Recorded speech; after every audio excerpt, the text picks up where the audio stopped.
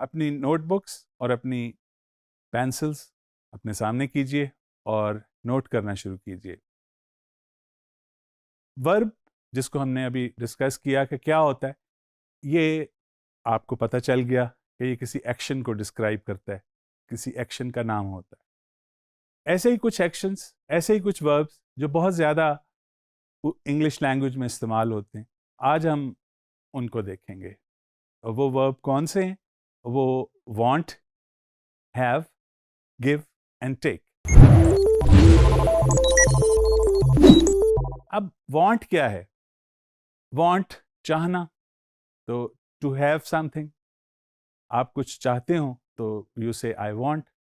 आप एप्पल चाहते हो तो आप कहेंगे आई वांट एन एप्पल। और आपका दोस्त कुछ चाहता हो, मसलन my friend Muji wants to ride his bicycle. तो पहला यूसेज क्या है कि आप ये बताएं इस वर्ब की मदद से कि आप क्या चाहते हैं। अच्छा, ना सिर्फ ये कि हम चीज़ों को चाहते हैं, हम कुछ चीज़ों को नहीं भी चाहते, नेगेटिव बात भी करते। तो नेगेटिव बात इसमें कैसे की जा सकती है? I don't want, I don't want to eat, I don't want to go to school today. बीमार हो आप कहें तो, हो तो कहना चाहें तो इसका नेगेटिव वांट का क्या है? Don't want. और अगर सिंगुलर सब्जेक्ट हो तो फिर doesn't want. Ali wants to play cricket या Ali doesn't want to play cricket. Want की एक और चीज के लिए भी हम इस्तेमाल करते हैं, जब आप किसी से कुछ चाहते हो कि वो वैसा करे।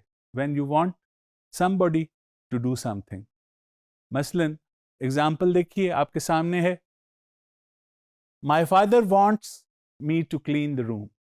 माई father wants me to clean the room. इसमें हम क्या बता रहे हैं कि कोई आपसे क्या चाहता है। आप कुछ और भी कह सकते हैं, मसलन I want Ali to write a letter.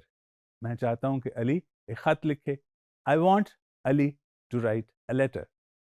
फिर इसके अलावा हम किसी के लिए नेक तमन्ना जो हमारे दिल में हो उसका इजहार भी कर सकते हैं। जैसे माँ बाप चाहते हैं औलाद के लिए कुछ, तो या दोस्त किसी दोस्त के लिए एक नेक ख्वाहिश रख सकता है।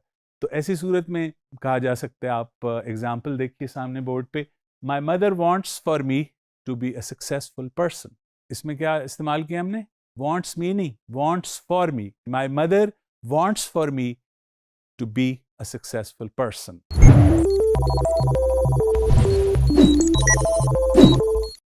वांट के अलावा एक और इम्पॉर्टेंट वर्ब जो बहुत ज़्यादा इस्तेमाल किया जाता है वो है वर्ब टू हैव, होना, किसी चीज़ को ओन करना। I have a pen, I have a paper.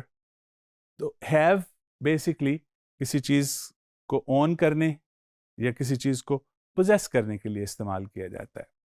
और सिंगुलर हैज़ का हैज़ जो आप किसी सिंगुलर सब्जेक्ट के साथ लगाते हैं, वेरी राइट।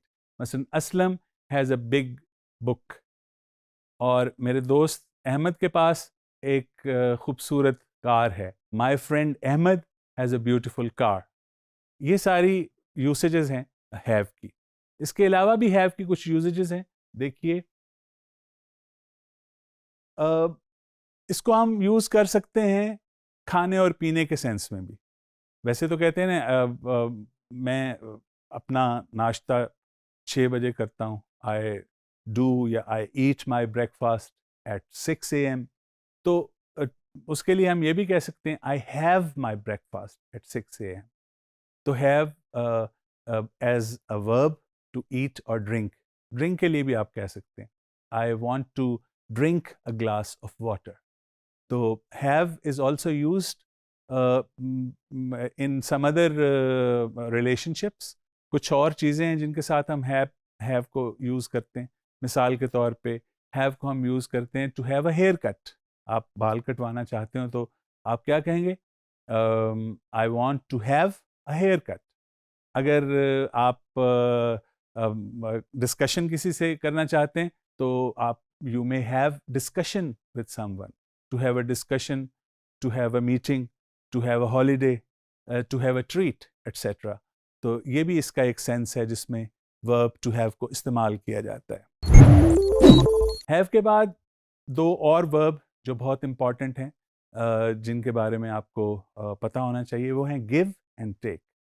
गिव कोई भी चीज़, फिजिकल या मेंटल एक्शन वाली चीज़, वो किसी को देना, मसलन किसी को मशवरा देना, I gave him a piece of advice, या किसी को कोई चीज़ देना, Tariq gave me a beautiful notebook, ठीक है।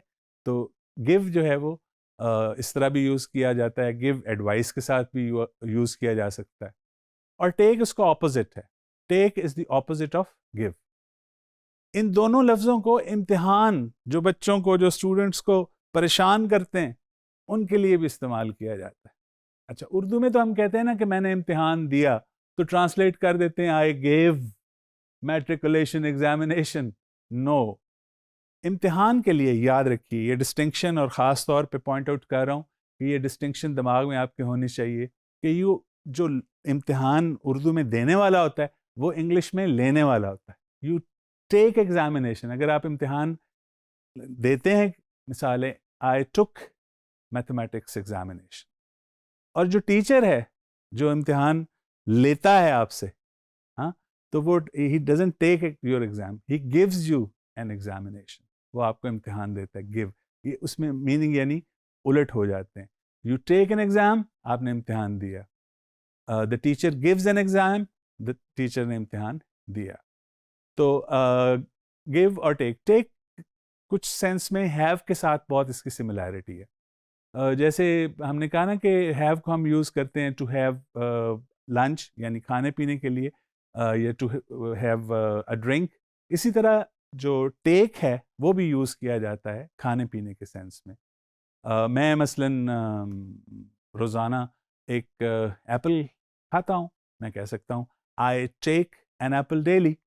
सो टेक हैव की तरह, जैसे हैव ईटिंग के सेंस में यूज़, ईटिंग और ड्रिंकिंग के सेंस में यूज़ होता है, उसी तरह टेक भी इस्तेमाल किया जा सकता है। जैसे मैंने एग्जांपल दी, I take my breakfast at 6 AM, for example, I have my breakfast at 6 AM। अच्छा, इसके अलावा जैसे मैंने कहा ना कि हैव कोलोकेट करता है, कुछ और चीज़ों के साथ भी एसोसिएट होता है, जैसे टू हैव अ ड्रीम, कोई ख्वाब होना किसी का, हाँ, टू हैव अ डिस्कशन। इसी तरह जो टेक है वो भी हम इस्तेमाल कर सकते हैं, टू टेक समवन्स ओपिनियन, किसी से राय लेना, एट्सेट्रा। आराम करने के लिए भी हम यूज़ करते हैं, to take some rest, etcetera. तो ये बहुत इंपॉर्टेंट 4 वर्ब्स जो अभी हमने सीखे, वो कौन कौन से हैं जी? सबसे पहले वांट जी, दूसरा हैव, तीसरा गिव, और चौथा